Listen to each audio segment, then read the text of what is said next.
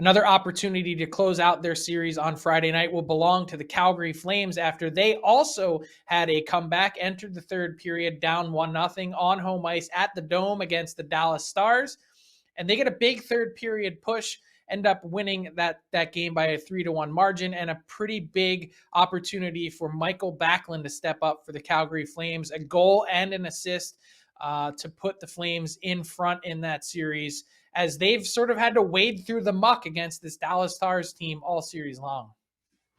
I'm not surprised at all that this series has taken longer than people thought they would have at the beginning, because the Dallas Stars may not have the star power, they may have the not have the scoring depth, but man, do they play hard and they play to their identity. It's the key word at this time of the year, identity. Well, you know what you have with Dallas, and they're going to work, and it all goes through their captain.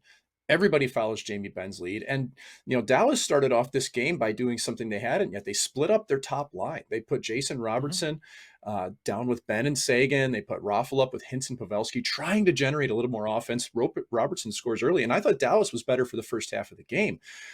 But the hero that you mentioned, Michael Backlund, talked about this after the game, that they came in between the second and third period, and the Flames said, we have to just stick to our identity and play our game, and it will work. And it did. They stuck with it, and they were the better team in the second half. 3 goals in the third period.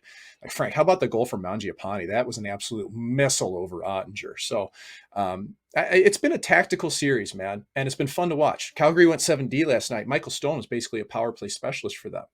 So from a systematic standpoint, Frank, I've loved this series, and I'd love to see it go 7, but I think Calgary's in the driver's seat now. Yeah, Mangiapane really needed that goal, and you mentioned, someone else that might need one. Matthew Tkachuk. He's been Mm. surprisingly quiet. I know Daryl Sutter took him and bumped him down the lineup. As Game 5 went on. When you look at Tkachuk and his sort of lack of impact in this series, aside from maybe tussling with a few guys here and there, are you surprised that for the 100 and whatever plus point scorer that he had this season, that he hasn't had a bigger impact in this series? It feels like Kachuk would be a, playoff big time marquee player. In some ways, but I think it has to do with the matchup, and it has to do with how Dallas plays against the Flames. They did it earlier this year, played them really hard. And I think the defensive prowess of the top 2 lines of Dallas is something that's underrated. Pavelski, Ben, like, they play hard, and Kachuk, I mean, for as his game is so involved in the physical side of things, it can be to his detriment as well. When he can just focus on putting the puck in the net, collecting points from Goudreau and Lindholm, it's an easier game for him.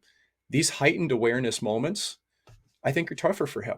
So I'm sure that he'll snap out of it at some point if they continue on. But I think this is a big credit to how Dallas has played against him. Yeah, I think we'll end up hearing from Matthew Kachuk at some point before this series is over.